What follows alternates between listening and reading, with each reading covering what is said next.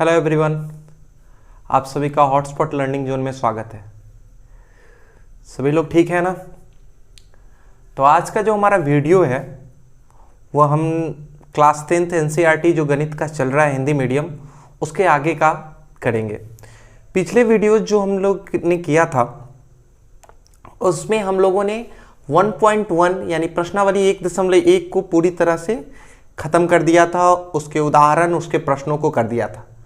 अब जो हमारा अगला एक्सरसाइज है प्रश्नावली 1.2 एक्सरसाइज 1.2, हम लोग इसको देखेंगे। अब इसका जो एक्सरसाइज 1.2 का जो पहला प्रश्न है उसमें अभाज्य गुणनखंड निकालना है। उसके बाद आगे के प्रश्नों में अभाज्य गुणनखंड विधि द्वारा एलसीएम तथा एचसीएफ ये सब ज्ञात करना है।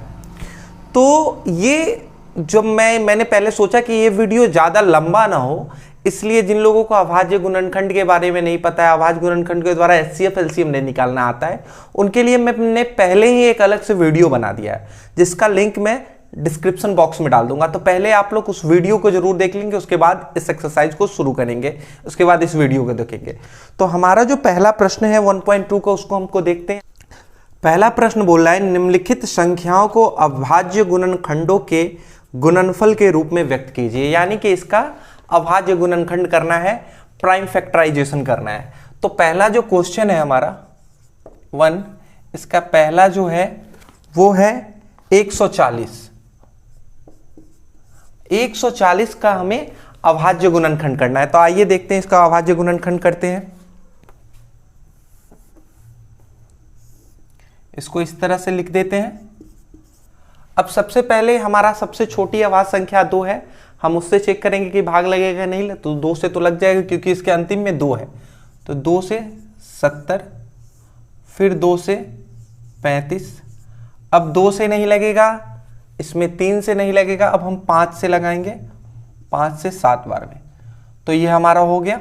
अब इसको हम लिख देंगे 140 इज इक्वल टू 2 गुणा 2 गुणा 5 गुणा 7।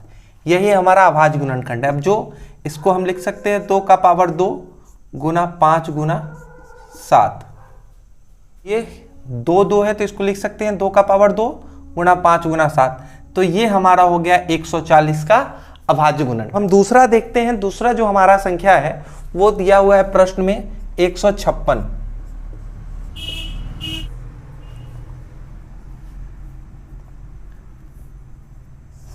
फिर उसी तरह से इसे लिख देंगे 2 से 7 बार में 8 78, 2 से 3 9, 3 से 13। अब 13 खुद एक अभाज्य संख्या है तो इसमें दूसरे संख्या से भाग नहीं लगेगा। तो हमारा जो 156 का अभाज्य गुणनखंड हो जाएगा वो हो जाएगा 2 × 2 × 3 × 13। इसको लिख सकते हैं 2 का पावर 2 × 3 × 13।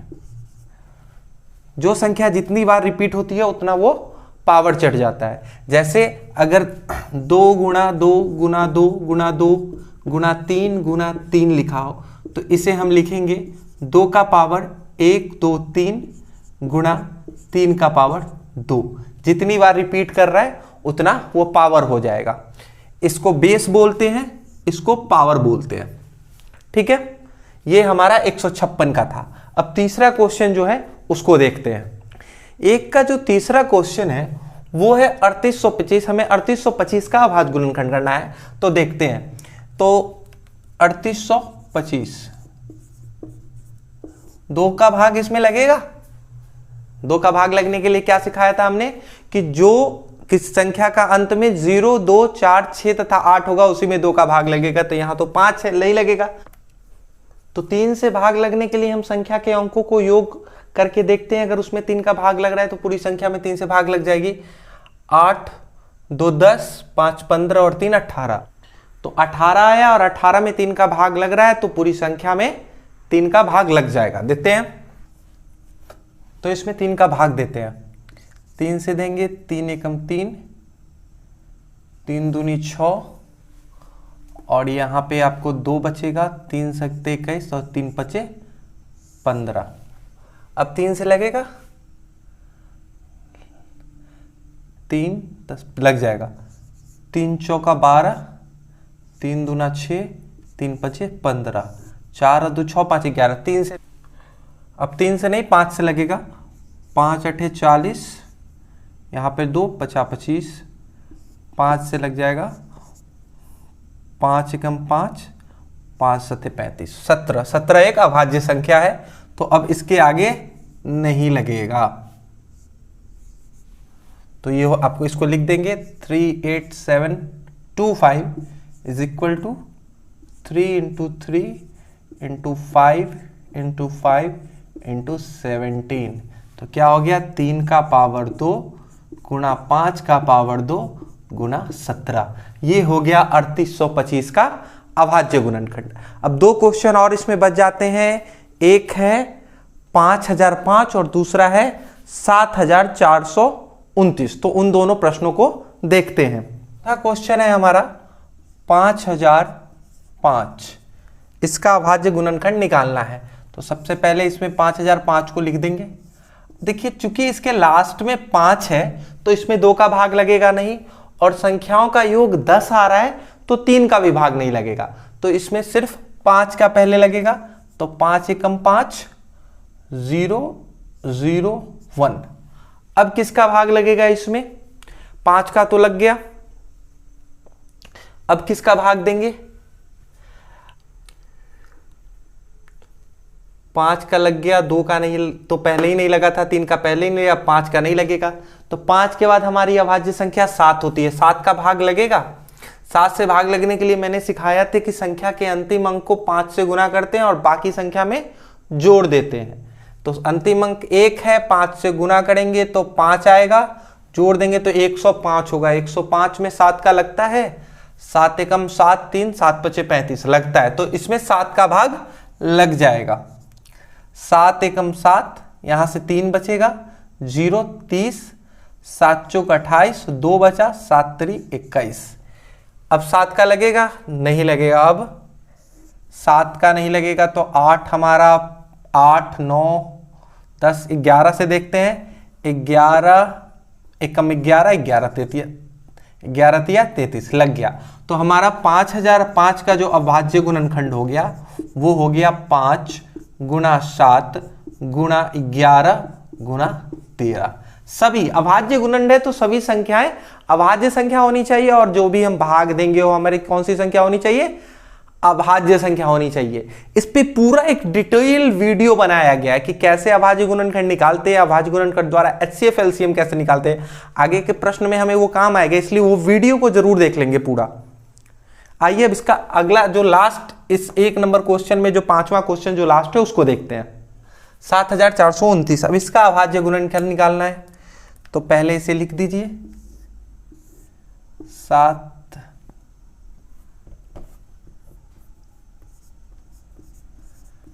अब देखते हैं इसमें किस किस अभाज्य संख्या से लगता है। 2 से लगेगा नहीं, क्यों, क्योंकि इसके लास्ट में 9 है। 3 से भाग लगेगा, देखते हैं, 7 4 11, 11 2 13, 13 9 22। तो 22 में 3 का भाग नहीं लगेगा, यानी कि इसमें हमें 3 से भाग नहीं लगेगा। 5 से नहीं लगेगा, 7 से लगेगा, 7 एकम 7 0 42 नहीं, 7 से भी नहीं लगेगा। 8 का, 8 तो हमारा अभाज्य संख्या है नहीं, तो चेक ही नहीं करना है। 9 से नहीं चेक करना है, 10 से नहीं चेक करना है, 11 से चेक करना है। तो 11 छक 66, आपको बच जाएगा 8, 11 7 77, 5 नहीं लगेगा। 11 के बाद 13, 13 5 65, तो वहां से बच जाएगा 9, 13 7 91, 13 का भी नहीं लगेगा। फिर 14 15 तो होता नहीं है, 16 होता नहीं है। 17 का देखते हैं, 17 चौका 68, 6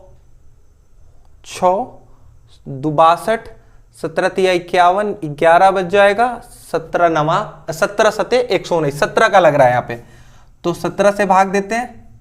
17 चौका 68, फिर यहाँ पे 17 तिया 51 और 17 सते 119। अब किसका लगेगा भैया, अब देखिए एक चीज का ध्यान रखिए कि अब 17 से लग गया, तो अब जो हमारा अगला जो इसमें हम जो भाग देंगे या तो वो 17 होगा या 17 से बड़ा होगा, क्योंकि अगर उससे कोई पीछे छोटा संख्या से लगना होता तो वो पहले लग जाता।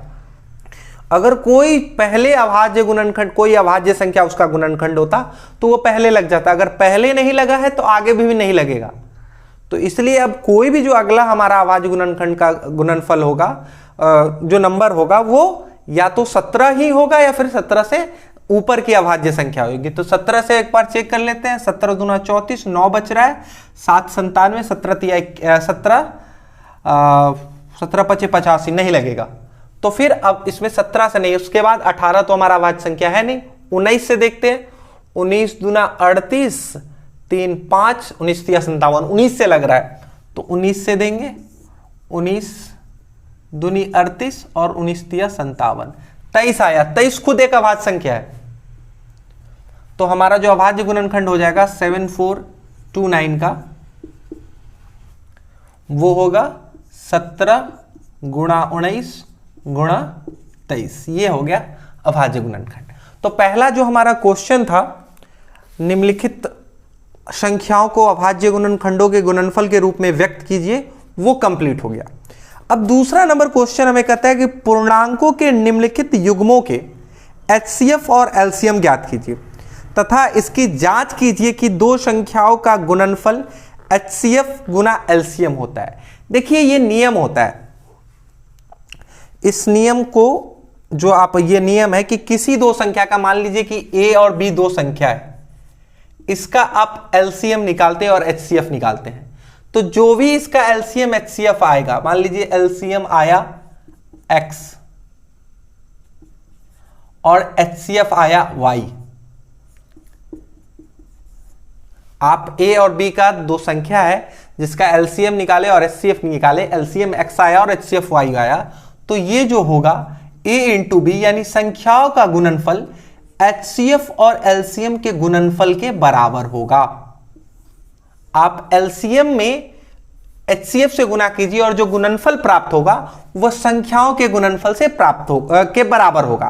तो जो दूसरा नंबर क्वेश्चन कह रहा है, यही आपको जांच करना है। पहले LCM और HCF निकालना है, फिर उसकी जांच करना है। यहां पे कोई विधि का उल्लेख नहीं किया गया कि आपको अभाज्य गुणनखंड विधि से निकालना है या भाग विधि से निकालना है। आपको जिससे सुविधा हो आप उससे अभाज्य गुणनखंड निकाल लीजिए, सॉरी आप उससे HCF और LCM निकाल लीजिए और उसके बाद इसकी जांच कर दीजिए। तो जो पहला प्रश्न है 2 का, उसको हम लोग देखते हैं। तो हम इसे अभाज्य गुणनखंड विधि द्वारा ही निकालते हैं, क्योंकि अभाज्य गुणनखंड विधि में हमें एक बार ही बस इनका अभाज्य गुणनखंड करना होगा, उसके बाद हम आसानी से LCM और HCF दोनों निकाल सकते हैं। तो हम इसका 26 और 91 का अभाज्य गुणनखंड कर लेते हैं। 2 से 13, 13 से एक बार में, ये 2 से नहीं लगेगा, 3 से नहीं लगेगा, 5 से नहीं लगेगा, ये 7 से लगेगा। 7 एकम 7, 7 त्रि 21 और ये 13 से एक बार में। तो इसका HCF जो हो, पहले इसका हम लिख देते हैं गुणनखंड। 26 इज इक्वल टू 2 इंटू 13 और 91 इज इक्वल टू 7 इंटू 13। हमने सीखा था कि HCF में हम बस उन्हीं को लेते हैं जो दोनों संख्याओं में कॉमन है। मैं फिर से कह रहा हूं, HCF और LCM अगर आपको अभाज्य गुणनखंड विधि द्वारा निकालना नहीं आता है तो उसका एक सेपरेट वीडियो मैंने बनाकर 2 दिन पहले अपलोड किया था, आप उसे देख लेंगे। मैं लिंक डिस्क्रिप्शन बॉक्स में डाल दूंगा। तो कॉमन तो सिर्फ 13 है, तो इसका HCF 13 हो जाएगा। LCM में हम क्या करते हैं, LCM में हम जो कॉमन है उसे तो लिखते ही हैं, साथ ही उन्हें भी लिखते हैं जो कॉमन नहीं है। तो हमारा 13 हो गया, ये 13 गुणा 14,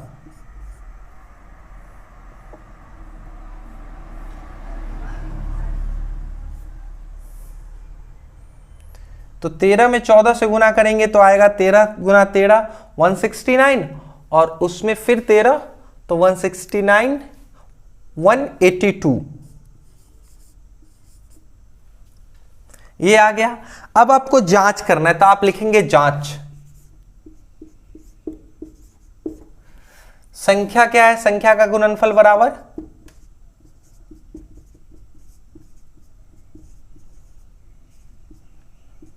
एलसीएम इंटू एचसीएफ।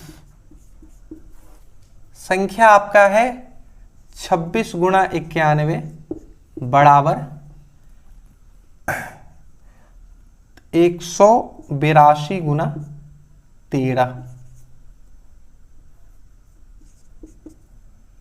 करते हैं तो इनको गुना करते हैं, 6 एकम 6, 9 छक 54 और 2 एकम 2, 54 और 2 56 का 6 हासिल 5, 9 दूनी 18, 5 23, ये आएगा 2366। अब इसको करते हैं 13 दूना 26 का 6 हासिल 2, 13 8 104 और 2 106 का 6 हासिल 10, 13 एकम 13, 10 23, ये बराबर आ गया। यही हमें सिद्ध करना था, यही हमें जांच करना था कि दोनों का गुणनफल बराबर आता है कि नहीं।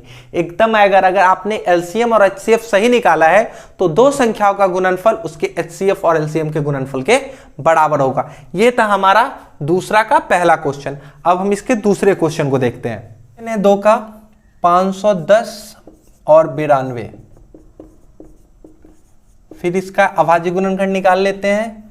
510 92, 2 से 2 2 जा 4, 2 5 जा 10, 2 5 जा 10, 3 से 3 8 24, 3 5 15, 5 से 17, 2 से 46, 2 से 23 हो गया। 510 बराबर हो जाएगा 2 गुणा 3 गुणा 5 गुणा 17। 92 इज इक्वल टू हो जाएगा 2 इंटू 2 इंटू 23। एचसीएफ हमारा क्या हो जाएगा, एचसीएफ सिर्फ 2 ही कॉमन है एक जगह, तो एचसीएफ हमारा 2 हो जाएगा। एलसीएम, एलसीएम इसका होगा 2 तो होगा ही जो कॉमन है, उसके अलावा ये पूरा और ये पूरा, यानी कि 3 गुणा 5 गुणा 17 गुणा 2 गुणा 23। अब इससे गुणा कीजिए, 5 दूनी 10 और 5 दूनी 10 गुणा 17 51, 51 दूना 102 गुणा 23। इसको गुना कर लेते हैं, 102 गुना 23, 3 दूनी 6, ये 0 3 2 0 2, सॉरी 2 दूना 4,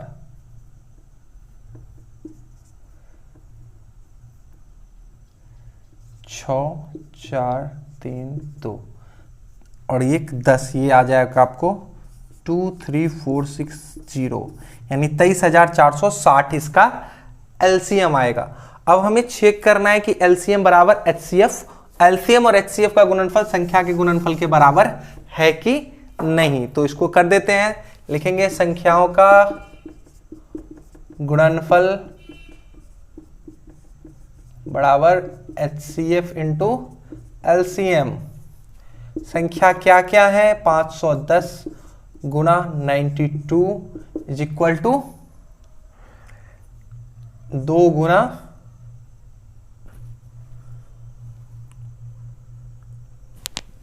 23,460, 23,460 गुना कीजिए, 2 एकम 2, ये 0 बैठ जाएगा इसको ऊपर, 9 एकम 9, 5 दूनी 10 और 9 19 का 9 हासिल 1, 9 पचे 45, 1 46, 46,920। इसको गुना करते हैं तो 6 दूनी 12 का 2 हासिल 1, 4 दूनी 8 1 9, 3 दूनी 6 और 4 1 0, 46,920। तो ये हमारा आ गया। ये था हमारा दूसरा क्वेश्चन।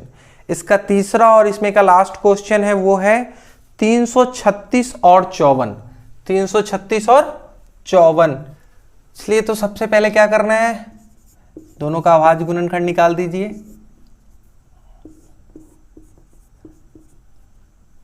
इसलिए अभाज्य गुणनखंड निकाल लें कि एक ही अभाज्य गुणनखंड में हमारा HCF और LCM दोनों निकल जाएगा, अलग अलग ऐसे निकालने से अच्छा है। तो इसको 2 से, 2 एकम 2, 2 छक 12, 2 अठे 16, 2 से 8 4, 2 से 4 2, 2 से 21, 3 से 7, ये हो गया। 2 से 27, 2 से 9, सॉरी 2 से नहीं, सॉरी 3 से 9, फिर 3 से 3, ठीक है। अब इसको लिख दीजिए 336 is equal to 2 into 2 into 2 into 2 into 3 into 7। It means ये हो गया 2 का पावर 4 गुना 3 गुना 7, और ये आपका हो जाएगा 54 में 2 का पावर 2 गुना 3 का पावर 3। अब देखिए ये पावर वाला है, इसको मैंने पावर के रूप में लिखा है, ये एक HCF और LCM।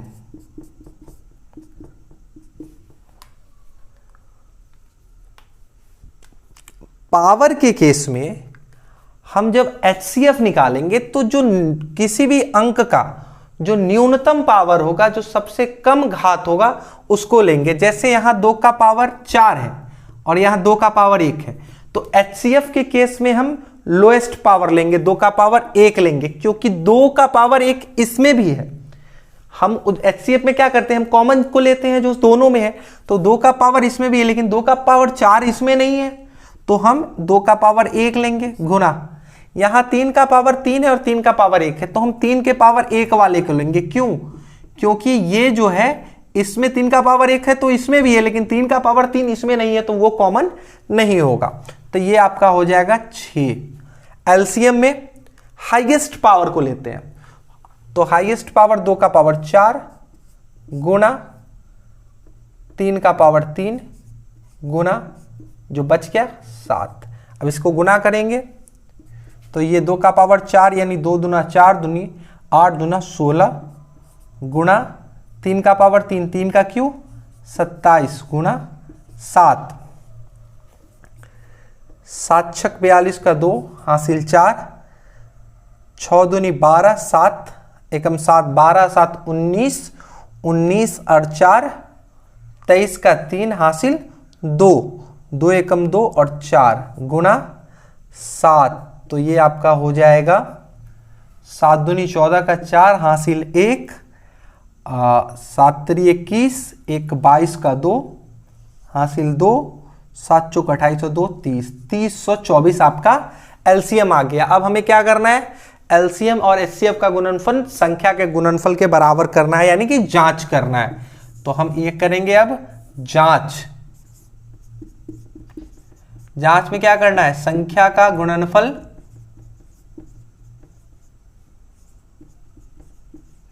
बराबर एचसीएफ, एलसीएम लिख दिए गुना एचसीएफ। संख्या क्या है हमारा 336 और 54 है, 336 गुना 54 बराबर 3024 गुना 6। कीजिए गुना, 336 में गुना करना है 54 का, 6 चौक 24 का 4 हासिल 2, 4 3 12 और 2 14 का 4 हासिल 1, 4 3 12 1 13, 5 6 30 हासिल 3, 5 3 15 3 18 हासिल 1, 5 3 15 1 16, ये 4 4 8 3 11 का 1 हासिल 1, 6 1 7 1 8 1 18,144, 18,144। अब इसको गुना करते हैं, 6 चौक 24 का 4 हासिल 2, 6 दूनी 12 और 2 14 का 4 हासिल 1 1 6 36 18 18,144 दोनों बराबर आ गया। तो यही करना था हमें, इसका जांच करना था। अब देखिए आगे के कुछ इस तरह से आपको बहुत सारे क्वेश्चन बन सकते हैं, खासकर आपको ऑब्जेक्टिव में जब ऑब्जेक्टिव क्वेश्चन बनाएंगे तो आपको 3 चीज दे देगा। आपको दोनों संख्या में से कोई एक संख्या दे सकता है, या फिर एलसीएम एचसीएफ में से कोई एक चीज दे दे और दूसरा पूछ दे, दो संख्या में एक संख्या दे दे, एलसीएम और एचसीएफ दे दे और आपसे पूछ दे, तो आपको इस पे रख के, जैसे मान लीजिए ये दो संख्या और एचसीएफ एलसीएम है, ये तीन चीज दे देता और ये नहीं देता, तो आप इसको एक्स डाल देते, ये इसके बटे में आ जाता और कट के आपका काम हो जाता। तो वो चीज आपके अंडरस्टैंडिंग पे निर्भर करता है। तो आज हमने प्रश्नावली 1.2 का क्वेश्चन नंबर 1 और 2 देखा। आगे के प्रश्न हम आगे के वीडियो में करेंगे। मैं आशा करता हूं आपको ये वीडियो पसंद आया होगा। प्लीज इसे ज्यादा से ज्यादा लोगों तक शेयर करें और इस चैनल को सब्सक्राइब करना नहीं भूलें। धन्यवाद। जय हिंद।